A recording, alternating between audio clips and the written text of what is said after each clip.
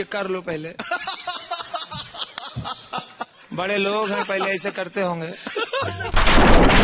तो आ गए आप दोस्तों, आज हम बात करने वाले हैं हेमकुंड फाउंडेशन और किसान प्रोटेस्ट के बारे में, जिसे आज हम पूरी तरह से एक्सपोज करेंगे। और उसी के साथ ही जो बड़े बड़े क्रिएटर्स लोगों का पैसा डोनेट करवा रहे हैं, उन बड़े क्रिएटर्स की गंदी गेंद फाड़ेंगे। तो चलो ना यार, मिलकर करते कुछ कांड, शुरू करते हैं बकचोदी मार के किसी की। कुछ दिनों पहले मैंने ये वाला वीडियो अपलोड किया था। वो वीडियो आने के बाद हेमकुंड ने फेसबुक से अपनी सारी हेट कमेंट्स डिलीट कर दी, जो मैंने अपने वीडियो में बताई थी। और मैंने हेमकुंड के साथ साथ बीबी और आशीष को भी एक्सपोज किया था। और मेरा वीडियो देख के उन दोनों की जल गई होगी शायद, इसीलिए भुवन माम का मैनेजर मेरे साथ बात करने के लिए आया था और वो मेरा कनेक्शन हेमकुंड से करवाना चाहता था। और भुवन के मैनेजर ने मेरा रिप्लाई देखने के बाद कुछ भी चीज़ रिएक्ट नहीं की, ना ही मुझे कोई रिप्लाई दिया। तब मेरा शक और भी मजबूत हो गया और फिर मैंने रिसर्च चालू की। और रिसर्च करते समय मुझे हेमकुंड फाउंडेशन के बारे में जो जानने मिला, उसे देखकर, उसे जानकर आप लोग सोचते रह जाओगे कि लोगों ने डोनेशन देकर कुछ लोगों की ज़िंदगी बचाई है या कुछ लोगों की मौत खरीदी है। अब जो बड़े बड़े क्रिएटर्स ने हेमकुंड के लिए डोनेशन करने के लिए कहा है, उन्हें एक्सपोज करने के लिए हमें हेमकुंड को एक्सपोज करना पड़ेगा। और हेमकुंड को एक्सपोज करने के लिए हमें किसान प्रोटेस्ट को एक्सपोज करना पड़ेगा। मेरा मतलब है नकली किसान प्रोटेस्ट। जो भी असली किसान है ना, वो तो खेती कर रहे हैं, अपने घर में आराम कर रहे हैं, अपनी फैमिली के साथ टाइम बिता रहे हैं। ये तो नकली किसानों का प्रोटेस्ट है भाई लोग। तो चलो इसको एक्सपोज करना शुरू करते हैं। लोग हमारे पास हो ऑर्गेनाइज्ड, तो हम हिंदुस्तान और नॉर्थ ईस्ट को परमानेंटली कट कर सकते हैं। पर परमानेंटली नहीं तो कम से कम 1 महीने के लिए तो कट कर ही सकते हैं। मतलब इतना मवाद डालो पटरियों पर, रोड पे, उनको हटाने में 1 महीना लगे, है कि नहीं? जाए एयरफोर्स से असम को काटना हमारी जिम्मेदारी है। असम और इंडिया कट के अलग हो जाए। हम वादा करते हैं 24 तारीख को जब डोनाल्ड ट्रंप हिंदुस्तान आएंगे तो हम ये बताएंगे कि हिंदुस्तान के प्रधानमंत्री और हिंदुस्तान की सरकार हिंदुस्तान को बांटने का काम कर रही है, महात्मा गांधी के उसूलों की धज्जियां उड़ा रही है। और ये बताएंगे कि हिंदुस्तान की आवाम हिंदुस्तान को हुक्मरानों के खिलाफ लड़ रही है। अगर हिंदुस्तान को हुक्मरान देश को बांटना चाहते हैं तो हिंदुस्तान की आवाम देश को छोड़ने के लिए तैयार है। हम तमाम लोग सड़कों पर निकल कर आएंगे। आप लोग निकल कर आएंगे। दंगों का आरोपी जो खालिद सैफी है, उसे गिरफ्तार किया गया और कई अहम राज का खुलासा इसके जरिए हुआ है। दंगों से पहले 3 लोगों की बैठक हुई। इस बैठक में उमर खालिद, इस बैठक में ताहिर हुसैन और इस बैठक में खालिद सैफी शामिल हुआ था। अब जो लोग भी ये कह रहे हैं कि असली किसान ये प्रोटेस्ट कर रहे हैं, वो लोग मुझे ये बताओ कि इस प्रोटेस्ट में आतंकवादियों की फोटो लेकर उनकी रिहाई की मांग क्यों की जा रही है? हमारे देश के किसान आतंकवादी को सपोर्ट करते हैं क्या? और इस प्रोटेस्ट में पाकिस्तान जिंदाबाद के नारे क्यों लग रहे थे? हमारे किसान पाकिस्तान को सपोर्ट करते हैं क्या? पाकिस्तान के लिए अनाज उगाते हैं क्या? इस प्रोटेस्ट में मोदी जी को मारने की बात कर रहे थे। इस प्रोटेस्ट में युवराज सिंह का बाप योगेंद्र सिंह हिंदुओं की औरतों को 2-2 टके में बिकने वाली बता रहे थे। क्यों हमारे देश के किसान हिंदू नहीं है क्या? और अगर किसी को पता ना हो तो उससे मैं ये बात बता दूं, Sikh religion is a part of Hindu. Sikh हिंदुओं का ही एक भाग है और कोई भी सिख किसी भी औरत का ऐसा अपमान नहीं कर सकता। तो तुम सोच सकते हो ये सिख नहीं है तो और कौन है? ये लोग एक खालिस्तानी। और मैंने अपनी स्टोरी में पहले भी कहा था कि सिख हिंदुओं की बहादुर कौम में से एक है, लेकिन सिख लोग इमोशनल बहुत होते हैं। तुम लोग एक बात दिमाग में बिठा लो कि पंजाब में रहने वाला हर कोई पंजाबी नहीं होता और पगड़ी पहनने वाला हर कोई सिख नहीं होता। और अभी लेटेस्ट न्यूज़ ये आई है कि वहाँ पर 25 साल की एक औरत का रेप कर दिया है किसान प्रोटेस्टरों ने। तुम्हें लगता है कि कोई भी किसान, हमारे देश का किसान, किसी लड़की का रेप कर सकता हो? 26 जनवरी के दिन लाल किले के वहाँ पर तिरंगा हटाकर खालिस्तानी झंडा लगाया, फिर भी तुम लोगों को समझ में नहीं आया कि ये लोग किसान है कि कौन है। कोरोना के ऐसे पेंडेमिक में सिंधु बॉर्डर, दिल्ली की जो बॉर्डर है, उसको ब्लॉक करके बैठे हुए हैं, फिर भी तुम लोगों को समझ नहीं आया क्या ये लोग किसान है या फिर खालिस्तानी? तो ये हो गया किसान प्रोटेस्ट एक्सपोज। ये नकली किसान है, ये असली किसान नहीं है। और अगर फिर भी किसी को शक हो तो एक वीडियो की लिंक डिस्क्रिप्शन में दे रहा हूँ, जाकर देख लेना, तुम सब समझ जाओगे। ये बड़ी अच्छी बात कही आप। नेक्स्ट उसकी बारी जो दिल्ली बॉर्डर पर पड़े हुए लोगों को सपोर्ट कर रहा है, मतलब हेमकुंड फाउंडेशन की। क्या तुमने कभी भी इस बारे में सोचा कि बड़े बड़े सेलिब्रिटी, बड़े बड़े क्रिकेटर्स और बड़े बड़े यूट्यूबर्स, सबको सिर्फ हेमकुंड फाउंडेशन का काम ही पसंद आया और सब हेमकुंड फाउंडेशन को ही डोनेशन देने की बात क्यों कर रहे हैं? मैथपेट और स्ले पॉइंट ने लोगों से 50 लाख रुपए लेकर हेमकुंड फाउंडेशन में दिए और ऊपर से भुवन बाम और आशीष चंचलानी ने अभी खुद से दिए और लोगों को भी डोनेट करने के लिए कहा। मतलब सिर्फ इन 5 यूट्यूबर के कहने पर ही हेमकुंड फाउंडेशन को 1 करोड़ से 1.5 करोड़ की फंडिंग मिल गई होगी। तुम लोग खुद ही सोचो यार, एक ऑक्सीजन प्लांट लगाने के लिए 40 से 50 लाख रुपए लगते हैं और वो हर रोज 20 सिलेंडर बना के देता है ऑक्सीजन के। तो ये फाउंडेशन ने अभी तक एक भी ऑक्सीजन प्लांट क्यों नहीं बनाया?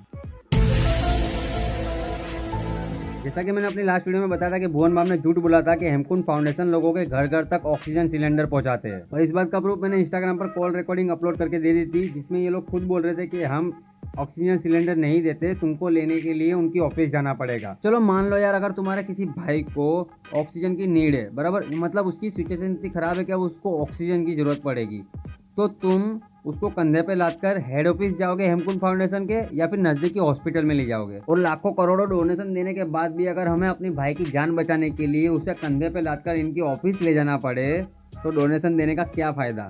You are right, bro. अब तुम लोगों को पता ही होगा कि ऑक्सीजन की कितनी कमी चल रही है, लेकिन हेमकुंड फाउंडेशन की ये फोटो देखो यार, खाली खाली बेडों में भी पर्सनल एक एक सिलेंडर पड़ा हुआ है इनके पास। तुम लोगों को पता है 1 तारीख को 8 लोगों की मौत हो गई ऑक्सीजन की कमी के कारण। इस पे केजरीवाल जी ने भी ट्वीट किया था। अब ये हेमकुंड फाउंडेशन वाले ये ऑक्सीजन सिलेंडर किसी के घर तक तो नहीं पहुंचा रहे, तो कम से कम हॉस्पिटल ही पहुंचा देते तो किसी की जिंदगी बच जाती। लेकिन हेमकुंड फाउंडेशन ने हॉस्पिटल में ऑक्सीजन की कमी क्यों पूरी नहीं की? चलो ये जानने की कोशिश करते हैं। अब तुम लोगों को पता ही होगा कि ऑक्सीजन की ब्लैक मार्केटिंग हो रही है। अगर नहीं पता तो लिंक डिस्क्रिप्शन में दे रहा, वो वीडियो देख लेना, तुम्हें पता चल जाएगा। इनके नंबर पर कॉल करो तो ये कहते हैं हम घर तक ऑक्सीजन नहीं पहुंचाते, आपको ऑक्सीजन चाहिए तो आपको हमारे पास आना पड़ेगा। लेकिन आधी रात को ये पता नहीं किसको ऑक्सीजन सप्लाई करने जाते हैं, और पुलिस ने पकड़ा भी था और पूछताछ भी हुई थी। और ये रही न्यूज़, ये रहा प्रूफ। रियलमी कंपनी ने हेमकुंड को 3000 ऑक्सीजन सिलेंडर दिए थे, लेकिन वो 3000 ऑक्सीजन सिलेंडर कहाँ गए? इस बात का इनके पास जवाब नहीं, लेकिन मेरे पास है, मैं बताता हूँ आपको। ऑक्सीजन सिलेंडर कहाँ आकर कहाँ जाते हैं और कितने फ्री जाते हैं, उसका ये रहा प्रूफ। और अगर क्लियर ना दिख रहा हो तो इंस्टाग्राम पे आ जाना, मैं वहाँ पर स्टोरी में अपलोड कर दूंगा, क्योंकि मोबाइल मेरा झांटू हो चुका है और क्लियरिटी अच्छी नहीं दे रहा। और ये ऑक्सीजन की ब्लैक मार्केटिंग में बड़े बड़े लोग शामिल है भाई। तुम लोग इसको थोड़ा आसानी से समझो।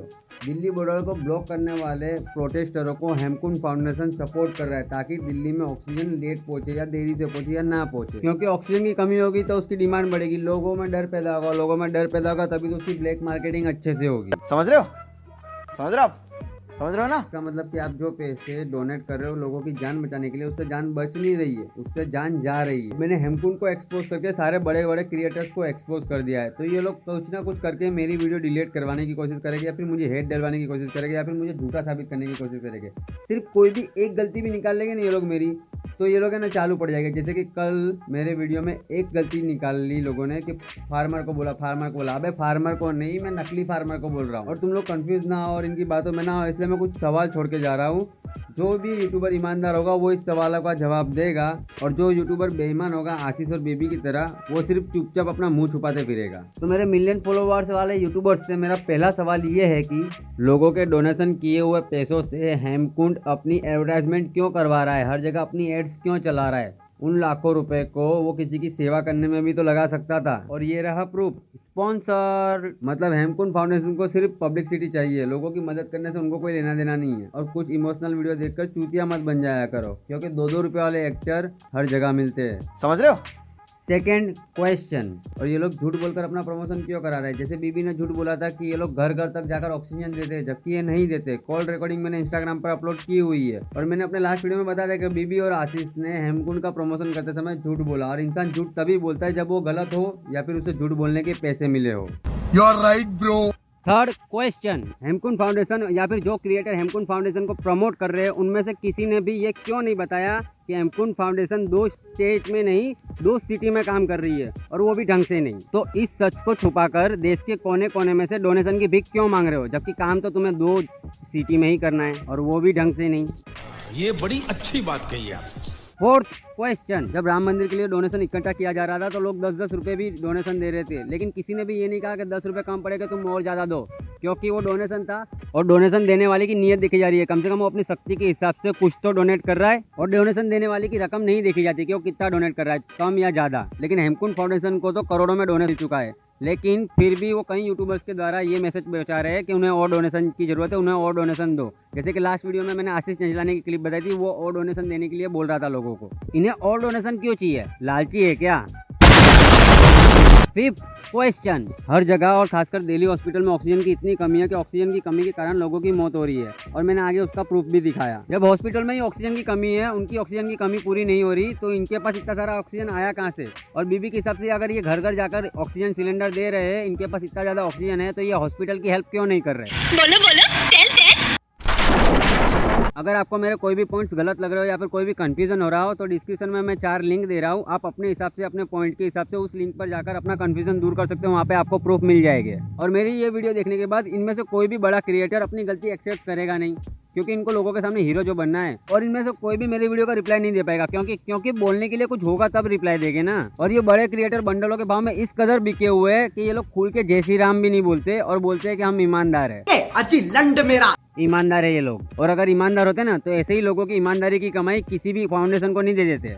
You are right bro. और अगर आपको ये वीडियो पसंद आई है ना तो इसको ज्यादा से ज्यादा शेयर करो। शेयर ना कर सको तो डाउनलोड करके जहां अपलोड करना है वहां अपलोड करो, मेरी तरफ से कोई दिक्कत नहीं आएगी। और हो सके तो इन न्यूज चैनलों को कहो कि मेरी वीडियो कवर करे। तो आज के लिए बस इतना ही, मिलते हैं अगले वीडियो में, तब तक के लिए अलविदा दोस्तों। हेलो पप्पू, मैं तेरी फाउंडेशन में 10,000 डोनेट कर रहा हूँ, उसके बाद तू मुझे कैश दे देना या फिर मेरे अकाउंट में ट्रांसफर कर देना। वो क्या है ना, लोगों को स्क्रीनशॉट दिखाकर बताना पड़ेगा ना कि मैंने भी डोनेशन दिया है। सीधा शॉट, जो भी हूँ सामने हूँ, सबसे अलग हूँ मैं, मेरे काम में हूँ, मेहनत का खाता हूँ, सबको बताता हूँ मैं बेटा समय पे कभी नहीं आता हूँ। समय पे आने वाले चले जाते, जिनको कुछ आता नहीं हमको समझाते। जिंदगी पिक्चर है फूल और कांटे, खिलाता कोई नहीं है, सब अपने नसीब का खाते।